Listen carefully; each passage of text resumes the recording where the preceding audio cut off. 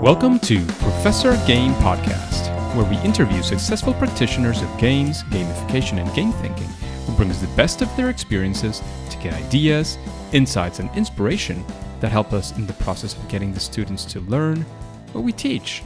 And I'm Rob Alvarez. I teach and work at IE Business School in Madrid, where we create interactive and engaging learning materials. Want to know more? Go to professorgame.com/subscribe, start on our email list, and ask me anything. Well, engagers, today we have somebody again from Spain, and it's the first person from the city I am living in, which is Madrid. But Clara, before we get started, are you prepared to engage? Yes, I'm ready to play. Let's play, let's do this. Because Clara is a preschool teacher, learning experience designer for virtual and face-to-face.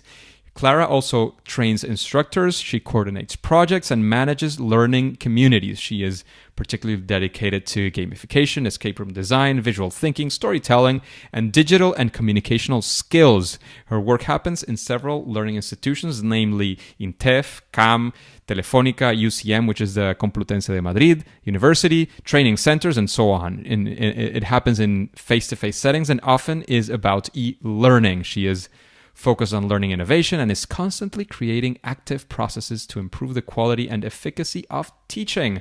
Clara writes and teaches virtually at Agora Abierta and is the coordinator of the collaborative project No Me Cuentes Historias, Dibújamelas, which is basically stop telling me stories, draw them for me, and is the founding partner and communications coordinator of the community Gamifica tu Aula, which is Gamify Your Classroom, and is also the editor of Literatil. She is also actively involved in the Asociación Espiral, and she is completely and entirely online. Clara, is there anything that we missed from that fantastic intro?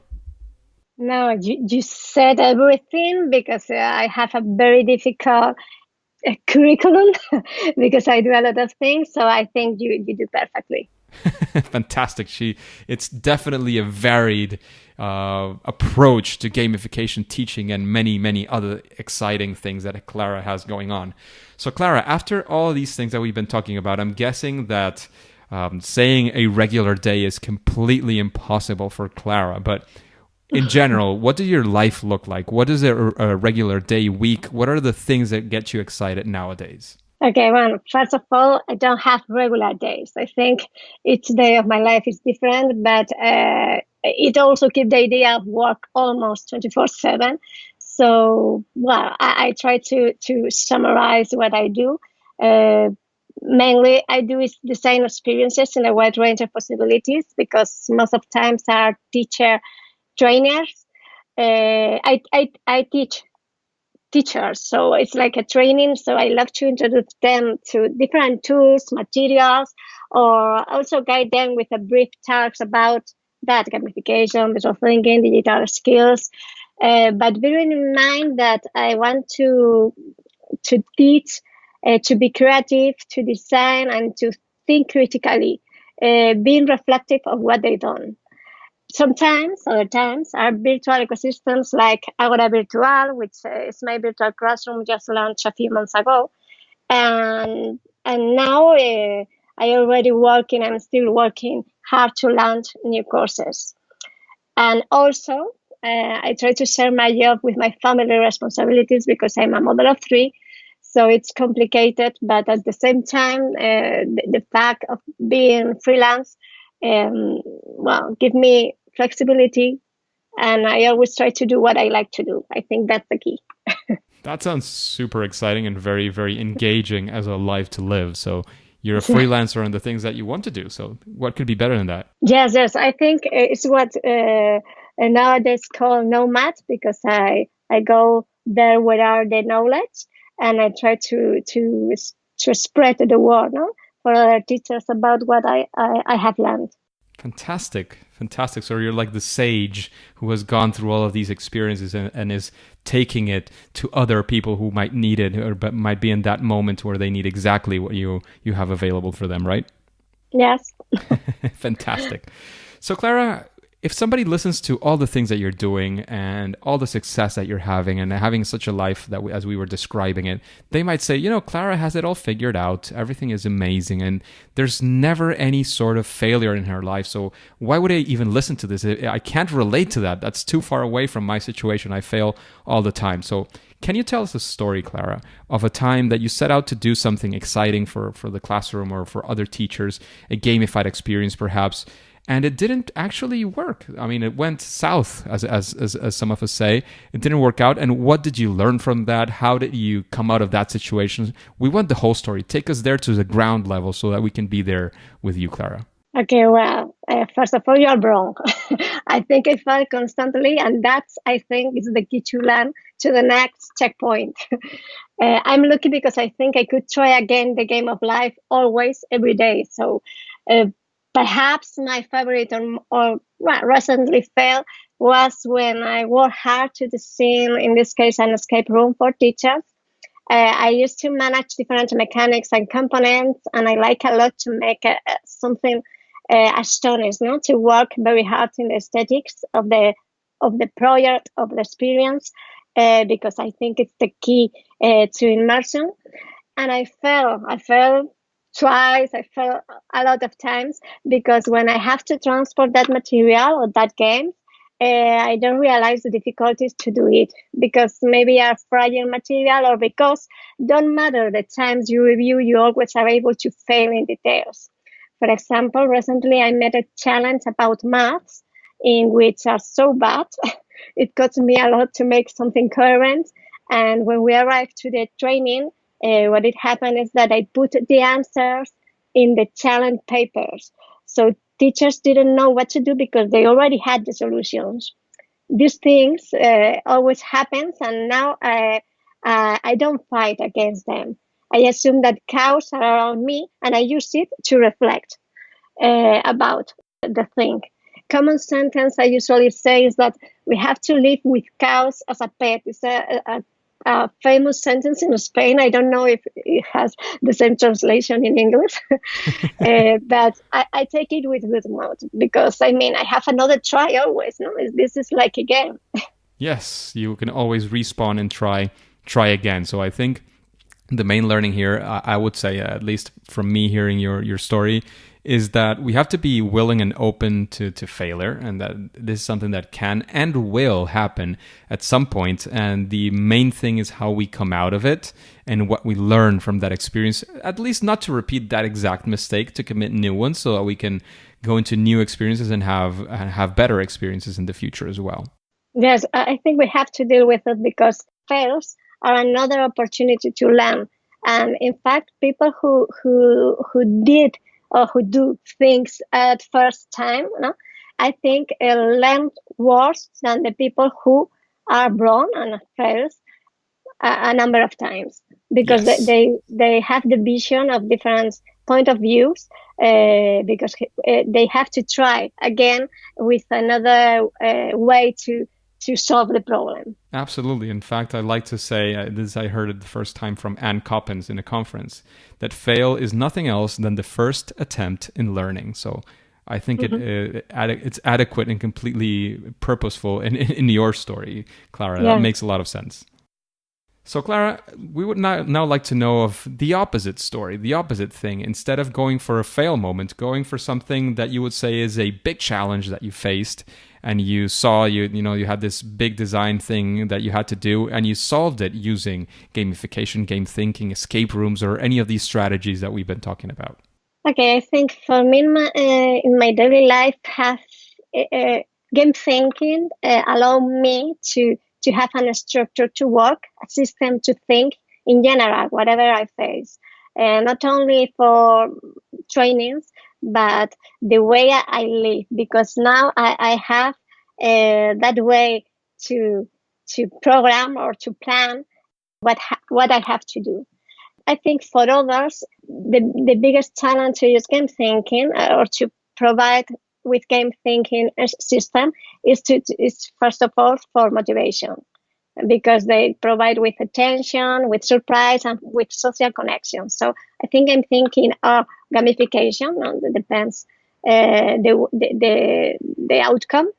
It's a good way to it's like an attitude. It's like a good way to develop things, to think, whatever. Is there any, because I love that approach, but I would like to know also if you have any story, maybe recent, maybe not so recent, in which you faced one of these challenges and said, like, I'm going to use this approach to solve this engagement problem, which is typically what we are facing when we use these strategies. Okay. Well, recently I have to. I'm a kind of. Well, I work in seminars, no, like a speaker. So recently I have to have a talk about video games, and well, I'm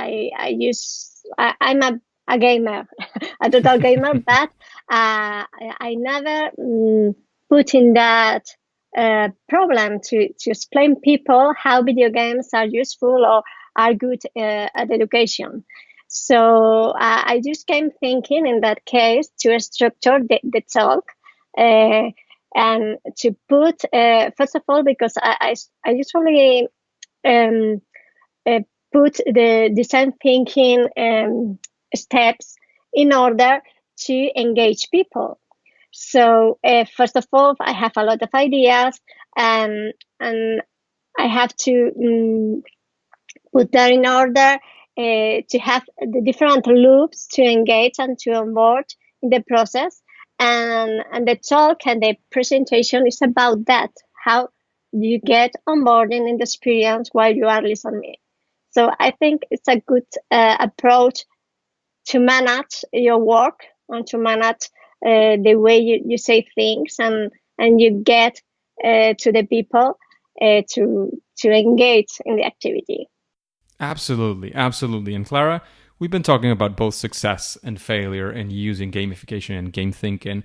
And we saw from your intro that you're also a visual thinker and you do design thinking and you do all these things. So when you're going to teach somebody how to use maybe these things or some of the strategies that you're showing in your trainings, do you tell them about a process? Do you use yourself a process for structuring these kinds of things? Is there a process, a series of steps, or how do you come up with these ideas and these fantastic things that you do? Well, I'm a very organized person. So first of all, I, like you say, I'm a visual thinker, so I visualize the idea in my mind.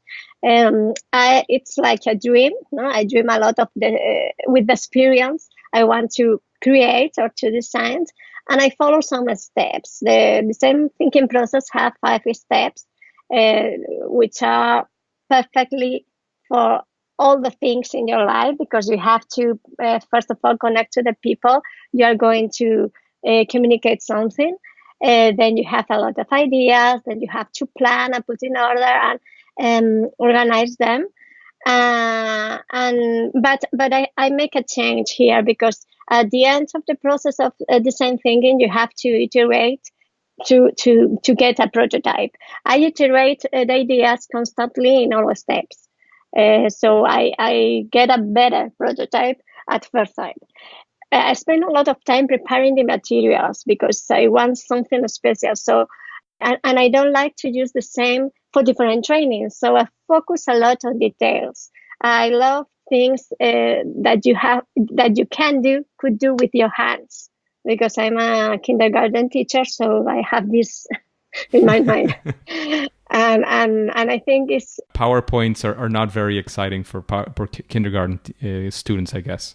Yes, but it's surprisingly PowerPoint has improved a lot, and you can do very nice things with them. And in fact, I use something like visuals and transmedia, cross-media, even with PowerPoint. So you can get the most of PowerPoint.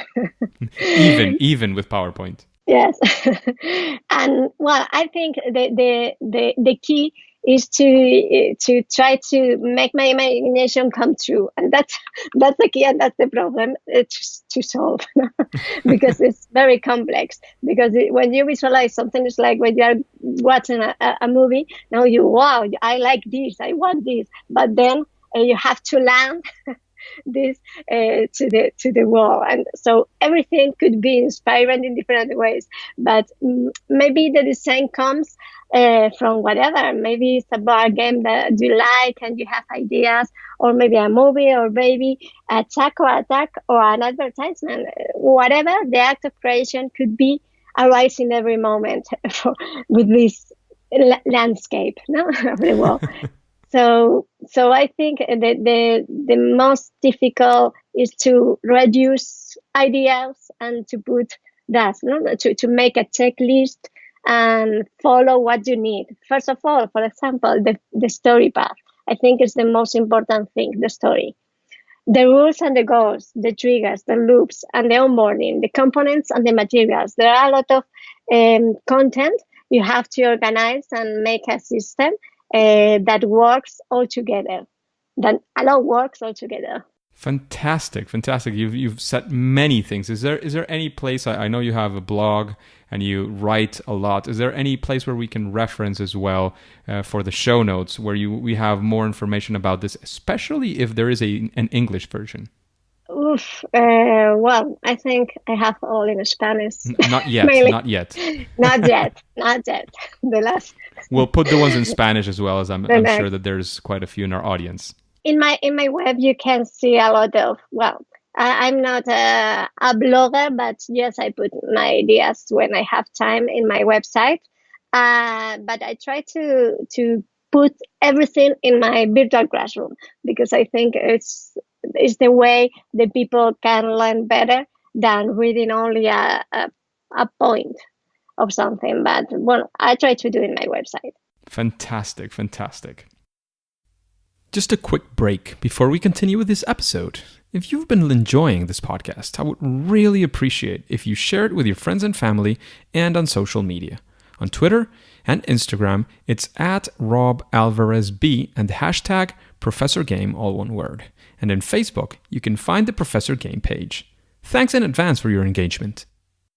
So Clara, now we are going to move into these questions that are like a bit more straightforward, so to speak, because we were talking about the story, we were talking about how's your day look like, what is your process, and these ones are a bit more like straight to the point in that sense. So the first question that we would like to know is if there is something that you would say is sort of a best practice or an element, a strategy, an idea that you think almost any gamification or game thinking project could benefit from, or escape rooms and so on. Yes, I think storytelling in first place, no doubt. I think is the key to immersion. I think is the way to get emotional engagement, and with the story, the rest is easy. I give a lot of importance to aesthetics as a gamification dynamic. And also we live in a visual world, so we have to take that into consideration, no? Visuals in general, pictures, videos. I think it's allow your imagination grow, and in that way different skills like creativity, critical thinking, I think all of them is a part of one thing. No? So the story allow us to light the world. Yeah, and the story and the visual thinking, I think they're very connected, because in the end what you're trying is to include all these visual materials into your story. That's in the end, even if it's not explicitly that way, I think there's always a connecting path from one to the other. Yes, I think all the things I do, I think they are connected some way. Visual, storytelling, digital skills, everything is connected. And if I learn something new, I try to incorporate that. So I think at the end, always is like a mash where you have everything. Absolutely, Clara. So you mentioned, Clara, before that you are a gamer. So this might be a difficult question. What would you say is your favorite game? Well, for me, it's clear.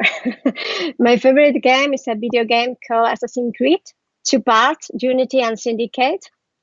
And it's because of the aesthetics, the liberty, the extra paths, the exploration of the world, and the playability. I think because of my age, I'm not as... I managed worse before with the controller. But I think this is it, because I want to do playing this game is to observe and to look the buildings, France, in this case, Napoleon, or famous people who are in the game that you can interact with. I think the importance of this game is because it's like a rule for me. I can do everything. The game provides me with the structure, a main line to follow, but another lines to explore that are more interesting than the first line, the main line. So I think it's a good way to learn about gamification, focus on video games. Nowadays, I'm playing Astrobot, which is a virtual reality video game, and it's also blown my mind because of the gadgets. I think it's so immersive, and it's future. Really, it's future. Absolutely. About board games, I love mystery games where you have to guess, explore, investigate, guys like Cluedo, Incómodos Invitados, Chronicles of Crime, that kind of games. So I'm an explorer. And I think that's because I like that kind of games. Curiosity might be one of your main drivers for sure. Yes. So Clara, after listening to most of these questions and hearing the vibe of the podcast, who would be a person that you would like to listen to in an interview like this one in Professor Game? Well, I like to be interviewed Jose Altozano, called Dayo. He is a journalist and YouTuber who talks about video games with a different view or perspective close to films. And I recently read his book, El videojuego a través de David Cage. And I've learned a lot from him. Perspectives, how to see something I couldn't see before in a video game. Very, very interesting. And I think he talked, I think it's a young person now, and he talked very well. Clear. That's fantastic. Sounds like a very interesting it's like a visionary, I think. Fantastic. It sounds like a very exciting guest to have in the future as well. And in that same sense of a recommendation or somebody you would like to listen to, is there a book? If you had to recommend one book, which book would you recommend to the engagers and why? Okay, I read a lot every day and mix books with a lot of things, but probably a book that blew me away was the Gamification of Learning and Instruction from Calcap. I think it was the book that opened my mind. Currently, I'm reading new books, but that's is the reference of motivation in gamification. I think it's the way you see clear psychologist theories about it. And it's very impressive. And for example, now I'm reading Playful Thinking series from Meet that focus on emotion by the scene. And I think it's the key of the future is in the person. So I add this human-centered experience to my scene. And very interesting now is how games move us. It goes. Yes, and Carl is an absolute rock star. He's a past guest as well, and he has several books, and I definitely recommend reading any of them, as Clara was mentioning. Clara, if you had to say one thing, because I know you're doing many things and you all do them very well, but if you had to say one thing, and that thing would be, which is your superpower in teaching, instruction, learning, all of these things that you're into, what would that superpower be? Well, I think my superpower is perseverance and learn and learn again from different topics, not just one. I think it's that global mind and that growth mindset, the superpower of my life.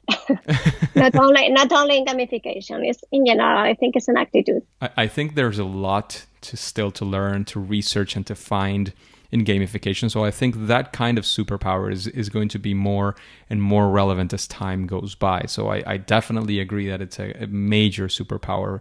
Again, not only for gamification, for many things in life, but definitely in gamification, game thinking, instructional design, and all of these things that we've been talking about, or learning experience design, which is something I like to quote as well as the new instructional design way of thinking of things. So, Clara, now we're going to move into this.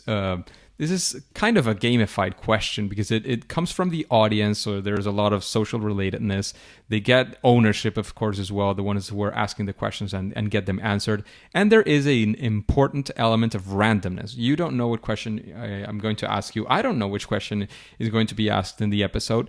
But I do filter them before so that they kind of at least sort of make sense for our guests and for the interviews. So the question is, and I think this one seems to be very relevant for you as well. How can I do gamification in my classroom if I don't have any money or resources to put in or experience with programming? Is this even possible? So Clara, take it away. Well, I always said that gamification, what is not is TICs, ICT. So you can do perfectly with your hands, like I said before, where the importance of gamification is to motivate. And to motivate, you don't have to need expensive resources. Of course, you have to work and to plan a lot at first time. Then you train and you improve and you are more efficient.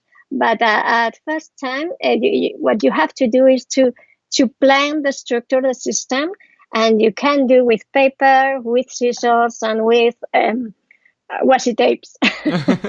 Whatever you can get your hands on. Yes. So you need, first of all, to focus in the needs of your classroom. And that's the key. If you are in the same wave that your students, probably you get the goal of gamification. I always said that you have to interview your students. Like here in Spain, there was a magazine called Superpower in my youth. I don't know if it continues, but it has like a personality test. What would you like? What would you play? What would you choose? That kind of questions. And if you ask that for your students, then you have the information. And the information is the power. So once you have the information, you can program, plan a structure, a system where the students have to follow with some liberty, with some flexibility, like providing them to be active learners. Not is what you are going to say, what they are going to do. Is what they are going to say, to think and to choose what they are going to do. So I think you have to put the focus in that part of social, in that part of autonomy, and in that part of get the best of them. And they want to, I always say they want to be a Jedi, not a Padawan. So that's the key, to listen to your audience. You don't need resources. You need to listen actively. That's the key of all. There you go. So whomever asked this question, because this one was an anonymous one, there you go. I think it's a very encouraging situation in which you're at. I completely agree with Clara. It's not about the resources, be that money, time, programming, or whatever. It's all about being social. It's all about looking for the motivations, and that one of the main drivers could be the autonomy as well. So think about the people, how to benefit them. Think about your students, your learners, and I think that it is very, very, very possible to implement small steps, big steps, whatever it is you want to take, test out, iterate, which is another thing that we've been talking about, and it is completely possible to implement gamification in your classroom. So Clara, we're arriving to the end of the interview, but I don't want to let you go before you tell us any final piece of advice you want to leave the engagers with. Of course, where can we connect with you, where we can find out more about Clara, and then we'll say it's game over. Okay, well, what I said, the key is to listen to your audience, to learn about games, because a lot of times people don't play. And if you don't play, you don't know how the play moves fast. I think it's very important to have communication skills and psychology, because this is the way you know about the others, the way you can motivate others.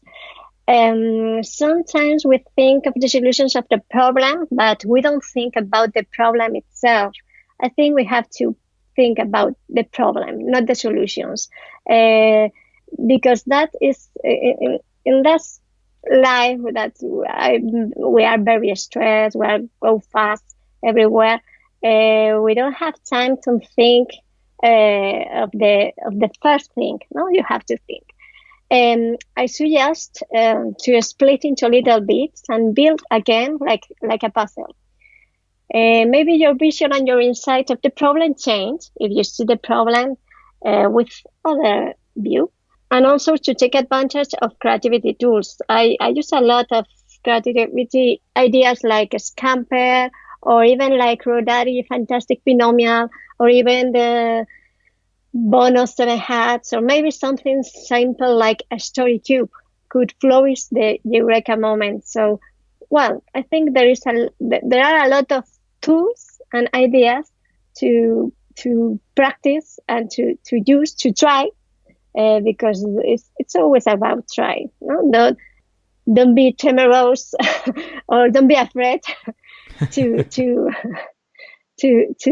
try things. I think it's like an entrepreneur. If you don't try, you don't gain nothing. So I think that's all. To connect with me, it's by social nets. I think I'm,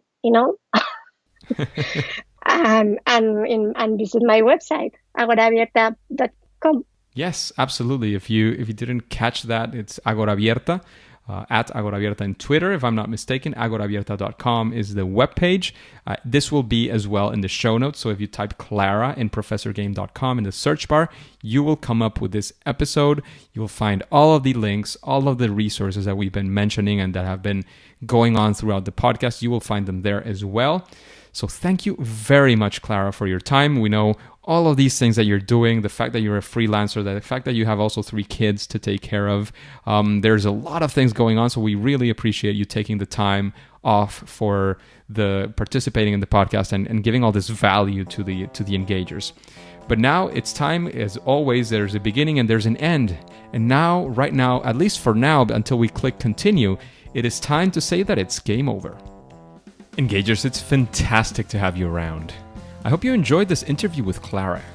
Are you using Instagram? I'm posting regularly, fairly, often, and I would love to connect with you there as well. So just like on Twitter, if you want to be in contact, my username is Rob Alvarez B. And of course, if you want to know, or if you want to hear next week's interview, what do you have to do? Guess what? You can subscribe using your favorite podcast app and listen to the next episode of Professor Game. See you there.